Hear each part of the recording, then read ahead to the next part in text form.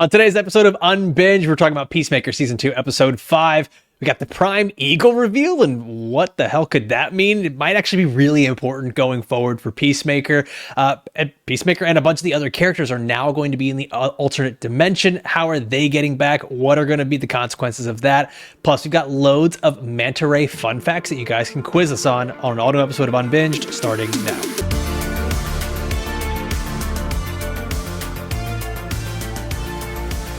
Welcome to Unbinged, the podcast where we break down the shows and movies you love to binge. I'm your host, Alfredo Brown. Joined as always, I got Jagger May, Matt Kopfhamer. We're going to be talking about the biggest questions and theories that we have as we break down Peacemaker Season 2, Episode 5. And guys, one of the big things I really want to talk about is this reveal with Eagly as the Prime Eagle and why it's actually more important than people think. But first, let's get the spoiler warning. This is your one warning that we're about to spoil everything that's happened in the DCU and in Peacemaker. Did you know that Manta Ray is actually Pancake of the Sea? All right, so throughout this season, I've been wondering what the hell is going to be the payoff with Red St. Wild being in this show, hunting down Eagly. Like, is it just for fun? James Gunn has talked about being very, very particular with what he's putting into this show and very purposeful with it. And it seems like we could be getting the payoff here where we get this reveal that Eagly is the Prime Eagle. But what does that mean exactly? Like, he's not just some like super powered eagle. It does appear, guys, as we see this, like, he kind of controls the just like avian council of birds that is just like flying through the forest there. Interesting theory here is that as the Prime Eagle, Eagly could be connected to the Red, not to be confused with Red St. Wild, but the Red is the same. If you've seen Black Panther and Marvel, it's almost like the ancestral plane, but for animals, and like that's something that Beast Boy and Animal Man are attached to. Kopf, I want to start this with you because you have kind of been sniffing out this whole Eagly thing, and even pre-show, we were just like, nah, we don't want to talk about Eagly, and then we're like, ah, shit, okay, yeah, this might be the biggest thing coming out of this episode. Oh, Kopf's right again.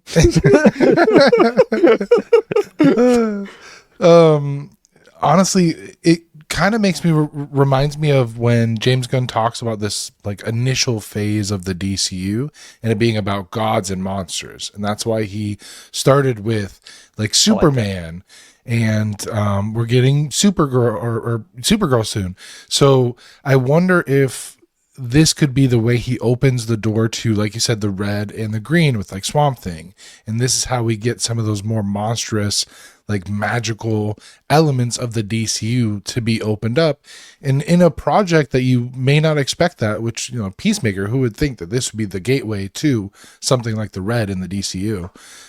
So I think hopefully we get a bigger reveal or payoff with Eagly here in the next couple of episodes versus this just kind of, like you said, we spent a lot of time with Eagly this season, and if it's just a reveal like, oh, the Prime Eagle, if that's the only reveal, that's kind of a waste of like 20 minutes of screen time, it seems like, over 4 episodes.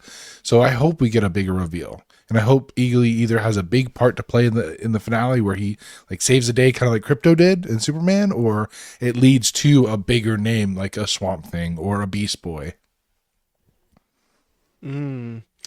I love the plug of what you said of Superman, because it does seem like very James Gunny. He's just like, the animal's gonna be the hero here, and I love and hate that for James Gunn, because it's like sweet, but at the same time, I don't know, like it's a little Disney movie, but like not, if that makes sense, you know, like he has his own little Disney animal princesses, and I guess I love that for him. You know, but like, again, Kopf, I'm proud of you for sniffing this one out, because it does seem like the writing's just right there on the wall. You know, like there's no way you could waste Michael Rooker like that to come in to be a bumbling idiot just to get offed that fast. I just don't buy it, you know? Yeah, what I kind of like about this is that it's something where James Gunn, it could be just introducing a concept, but you don't necessarily need it to tie to anything else in the future. It's just a concept that can be self-contained in this story, but then also matter in another story, because we know we are going to get Teen Titans later on. Like, that is confirmed that Teen Titans is going to be happening in this DCU. I can't think of a better way to establish something with Beast Boy, but not have to have a Beast Boy cameo or some sort of lead into Beast Boy or anything like that. It's just like, hey, the Red exists. That's it. It could just be a nice connective tissue. I think it'd be hilarious that the homework that James Gunn gives people is just so unserious compared to Marvel. And if it's just like, well, what's the Red? Well, you got to watch this specific episode of Peacemaker where Michael Rooker walks around in a racist outfit and tries to hunt him. And a novelty-sized gun. Yes. Oh my God, he's like Elmer Fudd with that gun, bro. Like to me, that's kind of fucking hilarious. It's like how I used to tell people, if you want to watch Star Wars and don't watch the whole thing, watch Family Guy Star Wars and you'll get the gist of it. Like that's how James Gunn feels. I love those so much. They're so good, man.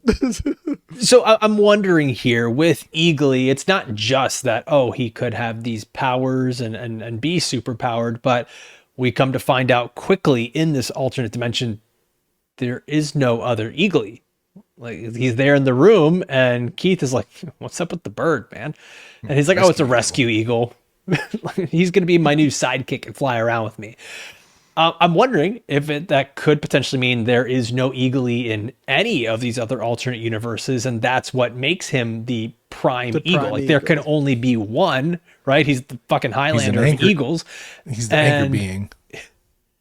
Oh my God. Yeah, that's exactly what it is. And I wonder here, like, you know, James Gunn likes to do this where animals matter a lot more in these stories than usual. And there's I can see it right now. There's gonna be one of those things where Peacemaker, Harcourt, and the whole gang, you know, you get to a point where it's like, how are they gonna get out of this one? And Eagly summons all of the nearby animals to help get them out, and that's where I could see this being something where Eagly becomes the most important character in this show. And I almost think they're kind of hinting at it too in the intro, where he's like the last one on top of the pile of bodies, where he's just got the wings spread out. It just seems like a good way to make this a little like Chris Smith thing, the whole romance thing, all these people dealing with their problems. Meanwhile, Eagly's just like, yeah, I'm really fucking cool.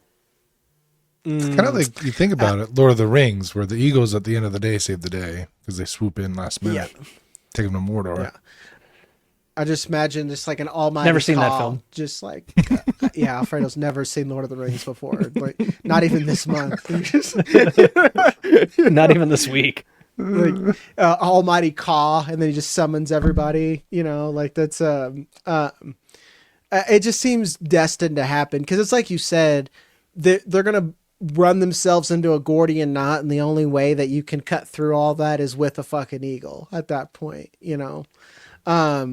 I will say that if Eagly does come out on top, they've like where does he lie in the DCU hierarchy now, to like quote The Rock at that point? Like is it above? Like, it's Eagly, Black Adam. Yeah, exactly. Ezra Miller's The Flash. Yeah. Ezra Miller's definitely at the bottom. Like, that's where it starts. Then you got Jimmy Olsen. Oh, excuse me. You got a fucking Eve Tessmacher. Yeah. Shrimp cocktail toes. Yeah. You know, it's funny. Jokingly, earlier in the season, I said if Crypto and Eagly teamed up, like, any problem would be solved in like 5 seconds. And now it seems confirmed. So, what if that's the cameo? Honestly, what if that's who Eagly summons? I'm about it. What if that's who Eagly summons in this alternate universe? The toxic male in me won't accept that. Like Jagger, I don't know. Be so mad. I'm gonna be like, look, I need some. You know, I need He's some gonna be fucking, Lex like, Luthor men. immediately. Yeah. This is 1A. Just punch a fucking eagle. No, we do not promote punching dogs on the show. No. Oh, yeah, that would be cruelty. Yeah. That's fucked. I'm sorry to the eagle population. I apologize. Eagle population, dog population, everyone in the alternate dimension. My words do not reflect the Unbinged pod. Yes. Yeah. What a time, Jag. Oh boy. Careful. So, okay. So are you guys okay with this? Like, would that be a scenario where you're like, all right, I guess Eagly saves the day for everything. Would that feel a little cheap? Almost kind of like, we've seen this before. Crypto saves the day. Groot saves the day. This sort of becomes James Gunn's MO. Are you okay with that? Can we just hand wave it away? Because, hey, it's Peacemaker. It's supposed to be fun. Yeah, I want his characters to fix their problems. I don't know, man. Yeah. That's just where I'm at. Like if this was the first or second time, I would allow it. But it's like you said, the fun mascot always seems to be the hero at the end. And I just need, I feel like I'm in like the reality competition show where it's just like, well, you've given me Thai dish 3 times in a row now. I need to see what else you can do, chef. You know, that's kind of where I'm at. You know, I watch a lot of MasterChef, guys. It's like Jack's got 3 comps for everything. Anime, cooking shows.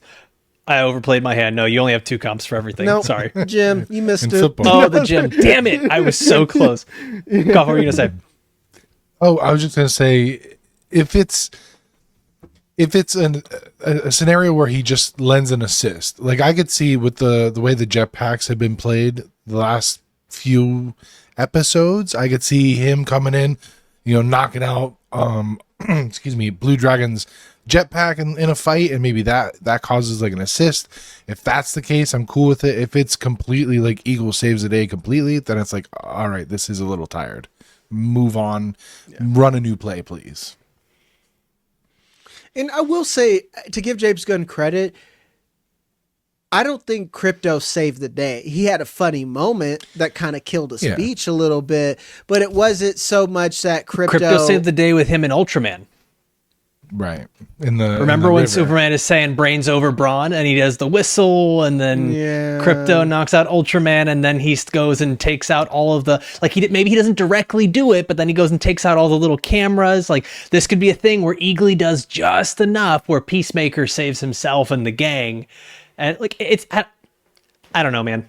I don't know. I don't think it's going to bother me, but it's kind of just watching the same playbook over and over. Yeah. I guess what I'm saying is like, and maybe we're talking both sides out of our mouth. We're just bitching fans that we're not going to be happy because it's true. Like, let's just be happy. It's just like, I want this to matter, but I don't want homework, Right. Maybe we should just like enjoy it. We're also the same people that are like, oh, did they kill Eagly? Yeah, but I don't want him to matter too much. Like, just let him be cool and cute. We're such assholes. We're such assholes. We're sorry, guys. We caught ourselves mid-action. Like, it's like, let's stop being cunts about it. You already gave us the thumbs down. It's fine. This is why we can't have nice things, guys. No. All right. We're going to keep talking more about this because I want to talk about the consequences of being in this alternate dimension, the 11th Street Kids, Judo Master, Rick Flag, Sasha Bordeaux. There's a lot of this.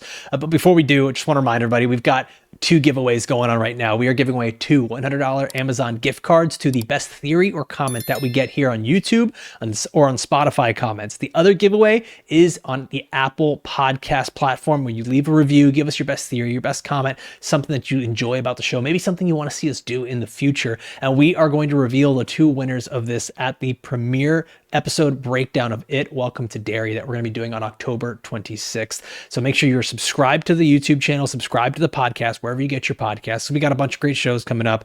We're already doing Peacemaker. We're finishing up Alien Earth.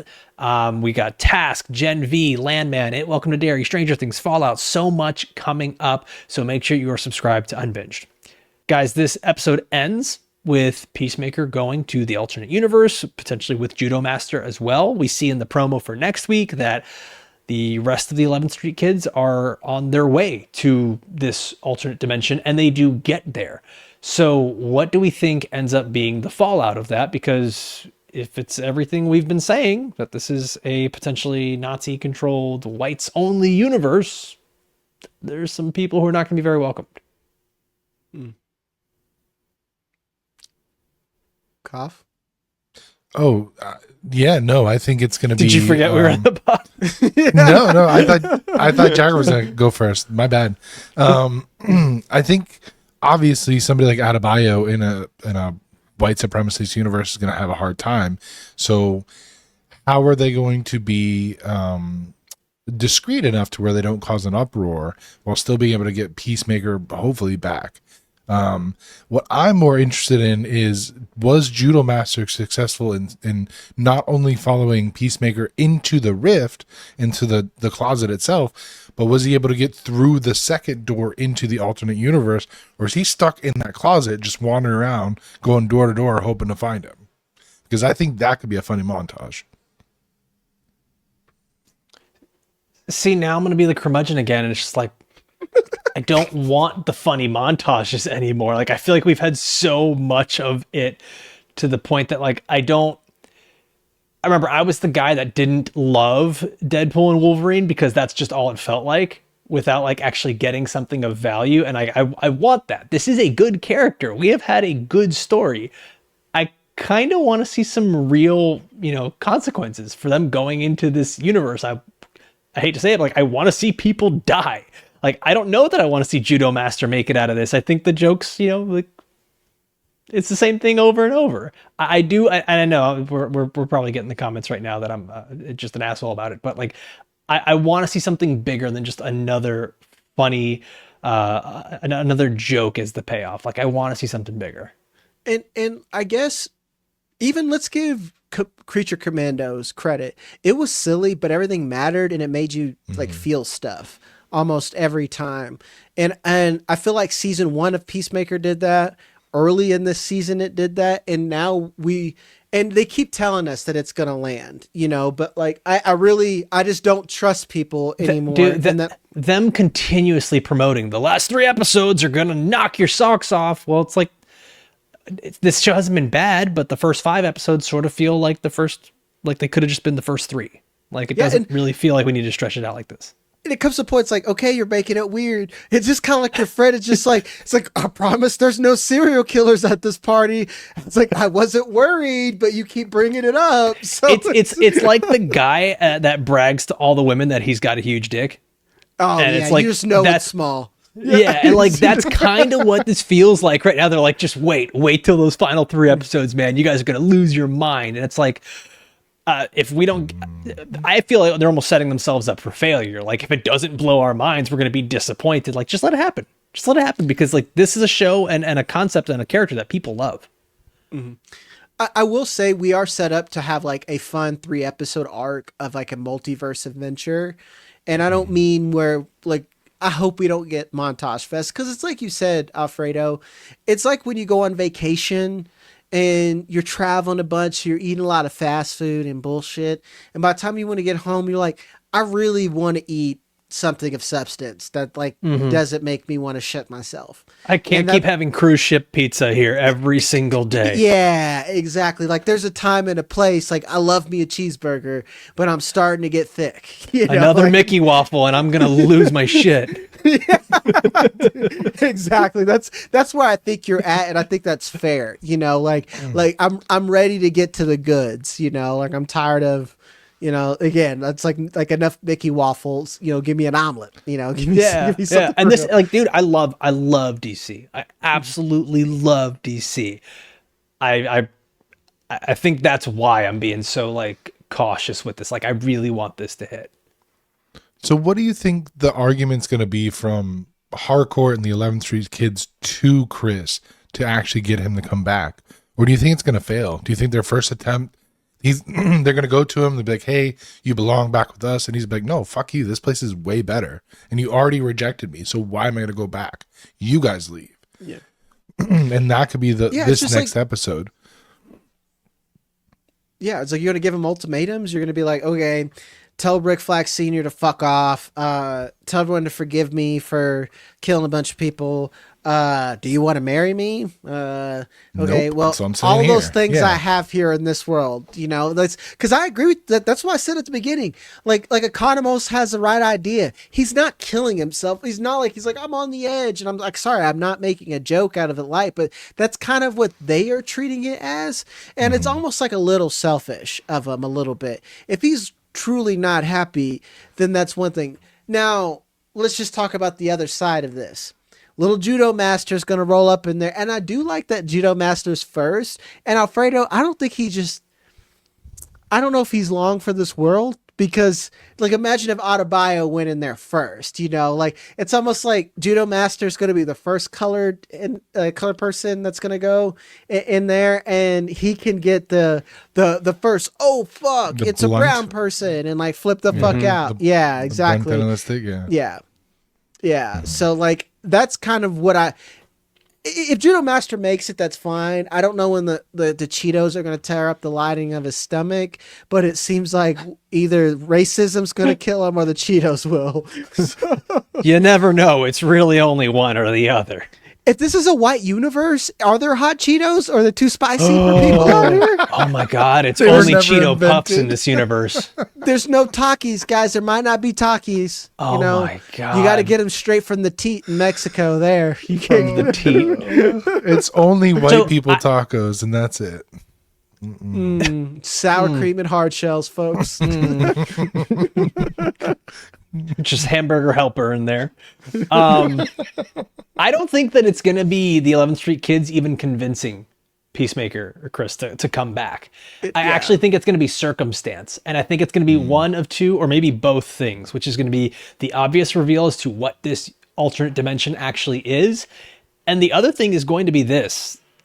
I think we're going to run into a time where Rick Flag Sr. and Sasha Bordeaux are going to be arresting all of the 11th Street Kids in some form or fashion. Like if they go back, there could be something where they each get wrangled up by Rick Flag Sr. Like I think it's going to be one of these things like, I've got to go back to save my friends. Or it's going to be, everyone's a racist. I kind of don't want to be here anymore. Because I do think like the whole reason that, we saw, the whole reason that Peacemaker leaves this alternate universe is that he doesn't have any relationship left with Amelia Harcourt. Like she says that she never had any real feelings for him. She lassied him though. That was the lassie treatment. Of course. But like if he does come to the realization that there is something, I think that's the Harcourt that he wants to be with, not this fake version of the other one that really doesn't know anything about him. You know, it's like any early 2000s movie where it's like someone pretending to be someone they're not. And then you find out later and they're like, well, I fell in love with you the whole time. Like, I don't know. That Amelia Harcourt looks like she's like a desk jockey and she dresses like she has an Etsy shop, you know, where artisanal soaps. Yeah, I mean, and I'm a candle maker, but you don't see me bragging about it. Yeah, she puts like witchy in her bio on Tinder, shit like that. You know, she definitely you're not witchy because you like Halloween. You know, like calm down. She has a workspace and an office for sure. Yeah. She has her astrology signs up on her profile.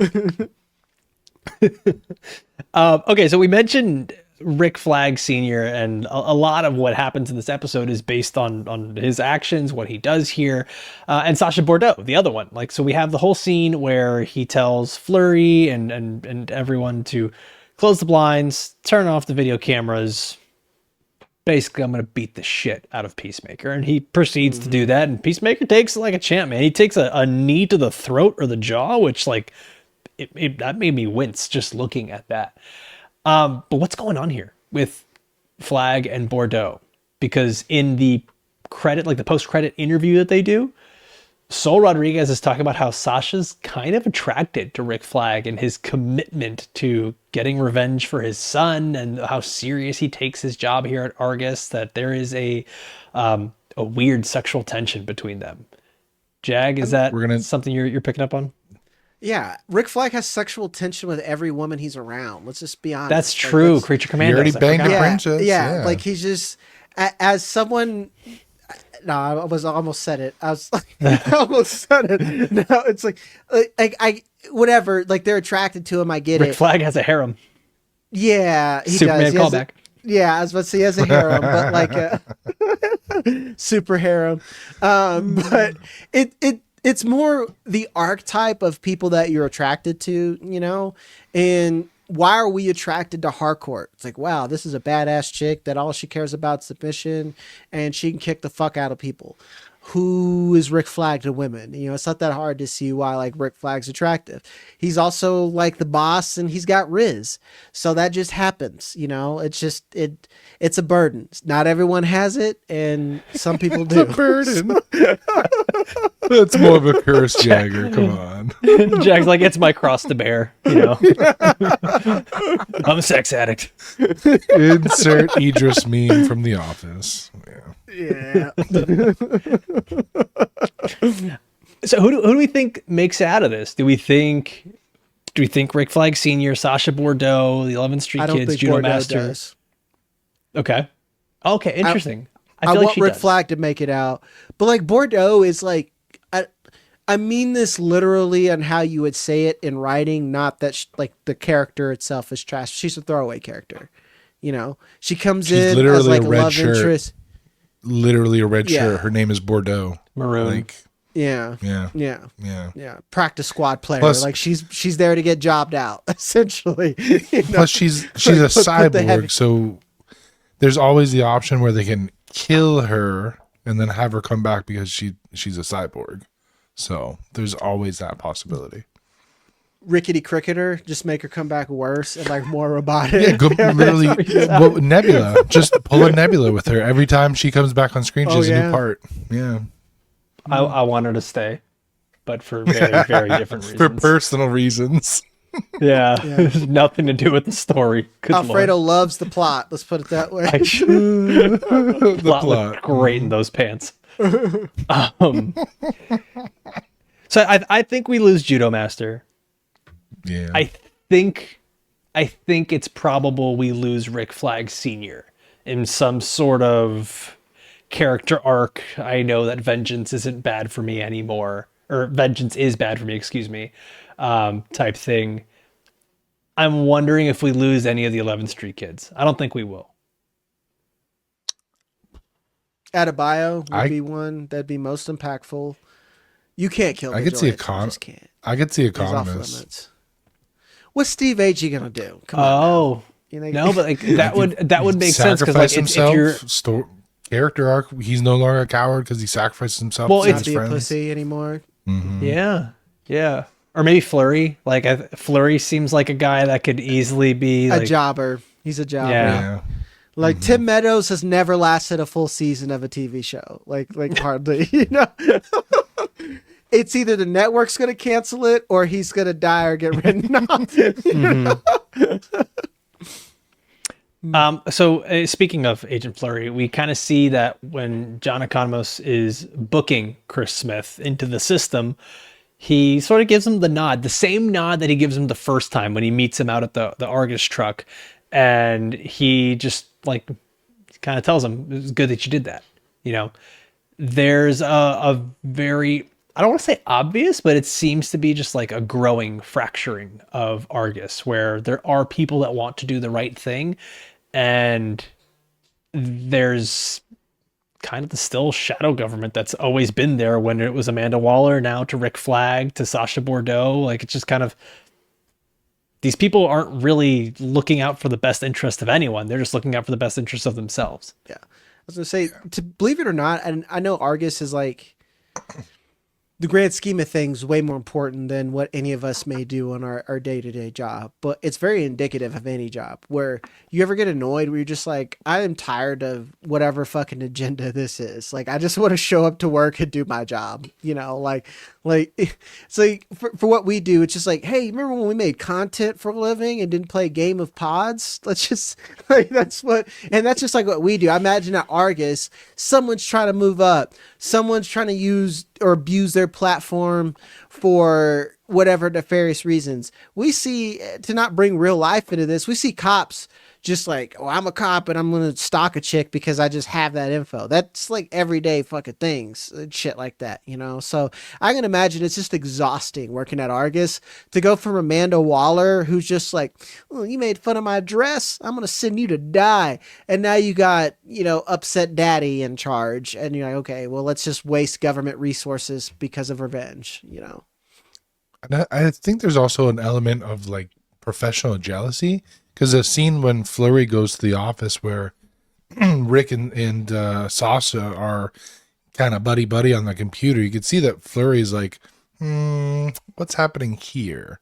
So I wonder, and then also Economos, when he gets the look from Harcourt and the other office mate gives him a look, there's got to be some sort of professional jealousy going on where it's like somebody's snitching on somebody, somebody's ready to stab somebody in the back. So yeah, I could absolutely see what you're saying, Alfredo, where a fracturing within Argus and a mutiny taking place, because we've already seen that under Amanda Waller. So the precedent has been set. Could easily see Rick Flag losing the locker room.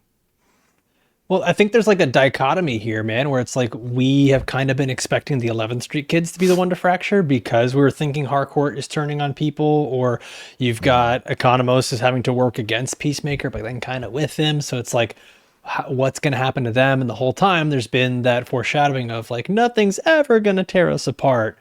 And like now they're actually facing that. But in reality, what's tearing the people who are being torn apart is actually Argus because of the decisions being made. So like I think it's like it's just a nice contrast to what we were expecting versus now what we're seeing. I'm curious though, does this mean we could potentially see another changing of the guard at Argus?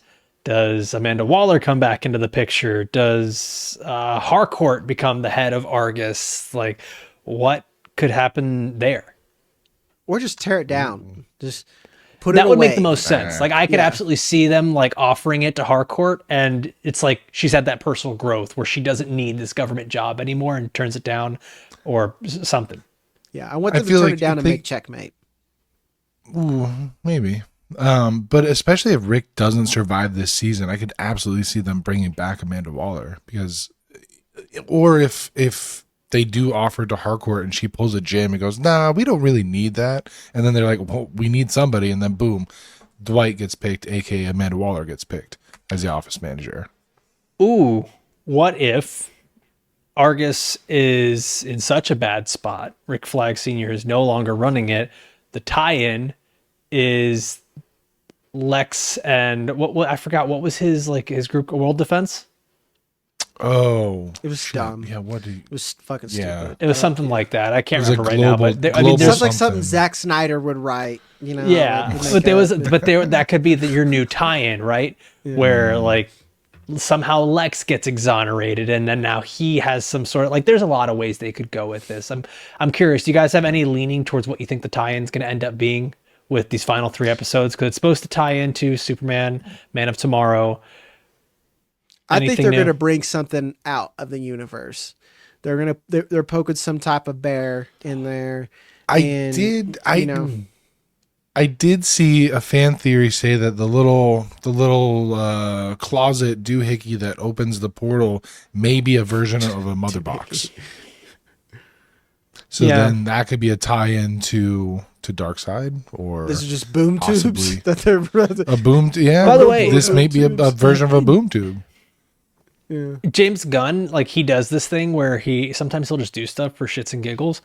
He said he just drew the design of that character from last week that was carrying the quantum unfolding chamber. Yeah, the creature, and that like with that information, it may actually just be nothing, just a random interdimensional imp like we talked about. Like it's not a white Martian, it's not a parademon with a mother box or a boom tube or anything like that. It's just a little weird salamander looking thing walking around with a suitcase. Just it's Roger the alien in costume. Hanging out, Roger got capped. Yeah, I'm really hoping that this show gives us what they've been promising with these last 3 episodes here. What's her name? Jen Holland has been like not tweeting about it, but on Threads, I don't know what they call it there, but posting about it. Yeah, so man, I'm looking forward to it. It's going to be excited, guys.